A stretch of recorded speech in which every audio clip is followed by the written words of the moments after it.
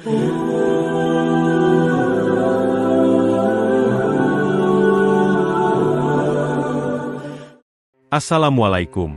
warahmatullahi wabarakatuh. Sahabat Mumtana, sebelum menyimak kisah cerita hari ini, saya sarankan untuk menulis sholawat kepada Nabi di kolom komentar. Semoga sholawat kita menjadi penolong kita kelak di padang mahsyar. Kami doakan semoga kalian mendapatkan rezeki yang barokah dan diberi kemudahan oleh Allah Subhanahu wa Ta'ala dalam menjalani kehidupan sehari-hari. Langit Bandung tampak suram. Awan hitam bergelayut rendah seolah mencerminkan ketegangan yang membuncah di kota itu. Di sebuah bangunan tua berlantai 2 yang kini menjadi markas besar Ormas Grip, suasana dalam ruangan terasa menyesakan. Asap rokok menari di udara, suara sepatu bot menghentak lantai semen, dan wajah-wajah serius penuh amarah mengisi ruangan. Di tengah ruangan itu berdiri Bang Rudi Kobra, sosok bertubuh kekar dan bermata tajam seperti elang. Ia melempar sebuah koran ke meja panjang yang dikelilingi para petinggi Ormas se-Jawa Barat. Lihat ini. Gubernur KDM bilang kita bakal ditertibkan. Dia pikir kita ini apa? Ecek-ecek? Suaranya meledak seperti petir, membuat semua mata memandang serius. Sorakan dukungan bergema. 3 hari. Kita beri waktu 3 hari untuk dia cabut omongannya. Teriak Rudi dengan emosi membara. Namun, dari ujung ruangan, terdengar suara berbeda. Kita ini ormas, bukan pasukan perang, kata Haji Salim, tokoh senior yang tenang namun penuh wibawa. Tapi suara damai itu tenggelam di tengah semangat membara para pemuda. Di luar, kesibukan meningkat. Spanduk protes dicetak, mobil komando dirakit, dan pengeras suara diuji. Langkah kaki semakin cepat, wajah-wajah semakin serius. Kota Bandung tidak lagi tenang. Badai sedang bergerak. Dan badai itu bukan sekadar hujan, tapi kemarahan, ego, dan harga diri yang siap meledak kapan saja. Keesokan paginya, gedung sate dibanjiri wartawan dari berbagai media nasional. Sorotan kamera tertuju pada sosok yang berdiri tenang di podium, Gubernur KDM. Mengenakan kemeja putih bersih dan wajah tanpa ragu, ia membuka pernyataannya dengan suara lantang. Kami tidak sedang memusuhi ormas. Tapi kami juga tidak akan membiarkan premanisme berseragam menjalar. Ucapannya menghentak ruang konferensi dan seketika menyebar ke berbagai platform media sosial. Dalam waktu singkat, video pidatonya viral. Dukungan datang dari berbagai kalangan. Petani di pelosok, ibu-ibu pasar, para pelajar, bahkan para ulama. Semua bersatu dalam satu suara, Bandung harus damai. Namun, di sisi lain kota, markas Grip semakin sibuk. Bang Rudi tidak bergeming. Ia justru mempercepat mobilisasi. Gudang logistik dibuka, ribuan kaos dan atribut dibagikan. Mobil komando mulai dipanaskan. Kita bukan penonton. Kita pemain utama. Pekiknya, disambut sorak dukungan. Anggota Grip dari berbagai kota berdatangan.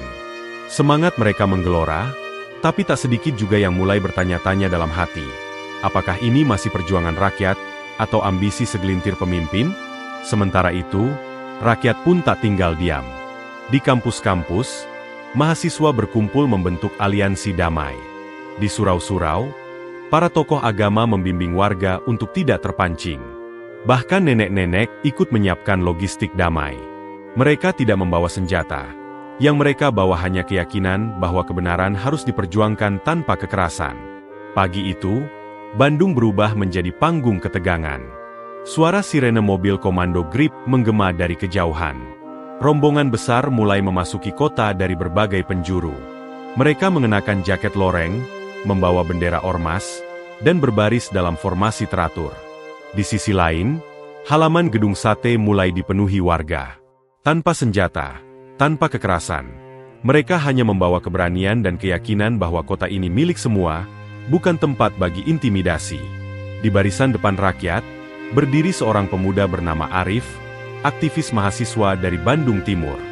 Ia berdiri tegak di atas bak mobil pick-up, mikrofon di tangan. Kita berdiri bukan karena benci, tapi karena cinta pada kota ini, teriaknya. Suaranya menggelegar, memompa semangat massa yang berkumpul. Polisi berjaga dengan ketat di berbagai titik strategis, mencoba menjaga jarak aman antara dua kelompok besar yang kini nyaris berhadapan. Laporan dari radio polisi masuk ke telinga Gubernur KDM. Grip sudah sampai Simpang Dago, Pak. Tanpa panik, Gubernur melangkah ke balkon gedung sate. Ia memandang lautan warga di bawah, lalu berbicara dengan tenang. Jika mereka ingin masuk, mereka harus melewati kalian. Tapi saya percaya, kekuatan rakyat tidak akan pernah kalah dari ancaman. Di barisan Grip, suasana mulai berubah. Di tengah gemuruh yel-yel, beberapa anggota terlihat ragu. Seorang pemuda menoleh pada atasannya dan berbisik, "Bang, mereka rakyat juga, sama kayak kita." Ketegangan mencapai puncaknya saat rombongan Grip berhenti hanya ratusan meter dari halaman gedung sate. Ribuan warga telah berdiri berlapis-lapis.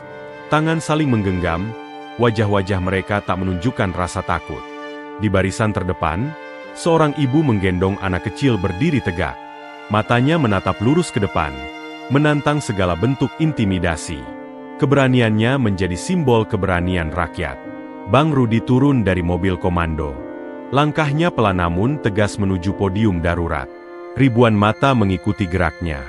Sorak-sorai yang sebelumnya menggema, perlahan menghilang. Sunyi yang menekan menggantikan. Di tangannya, mikrofon bergetar, dan untuk pertama kalinya, suara Rudi terdengar berat, bukan karena marah, tapi karena luka batin yang baru disadari. "Aku datang ke sini sebagai pelindung," katanya dengan suara yang nyaris pecah. "Tapi hari ini aku justru ditelanjangi oleh keberanian rakyat." Air matanya jatuh. Dada bidangnya berguncang menahan isak. "Kami datang 50.000 orang, tapi kalian berdiri di sini jutaan. Tanpa amarah, tanpa senjata. Aku malu." Suara tangis menyebar cepat. Para anggota Grip yang semula berapi-api, kini terdiam.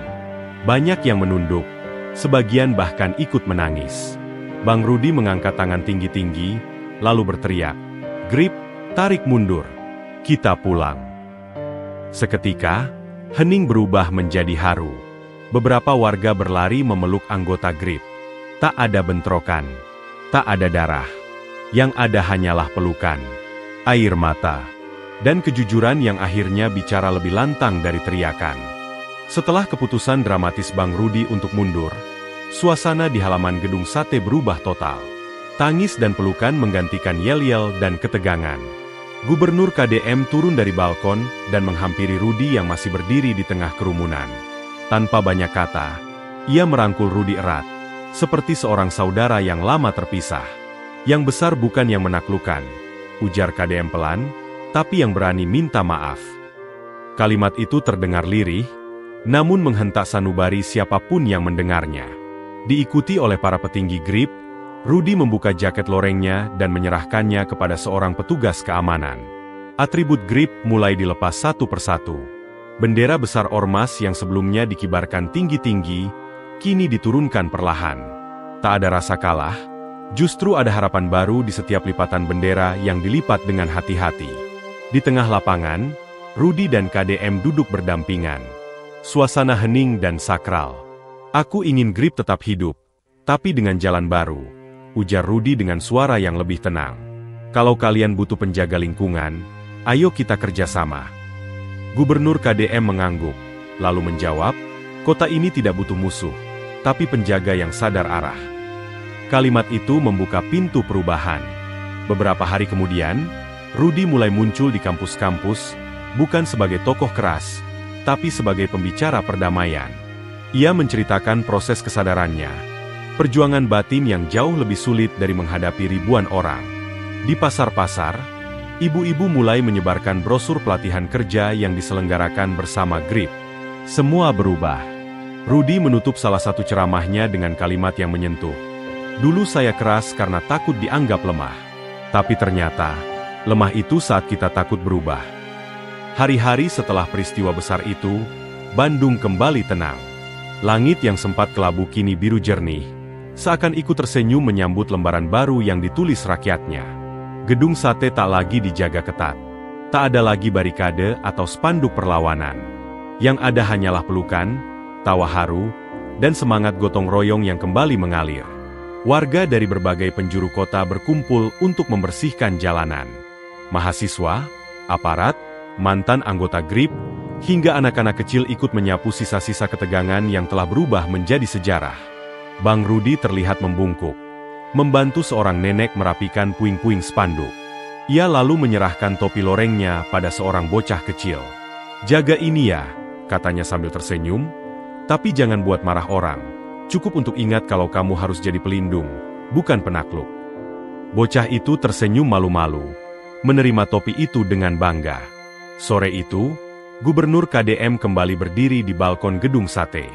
Tapi kali ini tanpa pengeras suara, tanpa pengawalan berlapis. Di hadapannya, warga duduk santai menikmati teh dan obrolan. "Hari ini bukan saya yang menang," ucapnya tenang, "bukan juga Grip yang kalah, tapi rakyat yang menang. Karena kalian memilih sadar sebelum segalanya terlambat." Kalimat itu disambut tepuk tangan panjang dan linangan air mata. Media sosial dipenuhi video momen-momen haru. Tangisan Bang Rudi, pelukan antar mantan musuh, dan barisan rakyat tanpa kekerasan viral di mana-mana. Banyak yang menulis, "Indonesia belajar dari Bandung."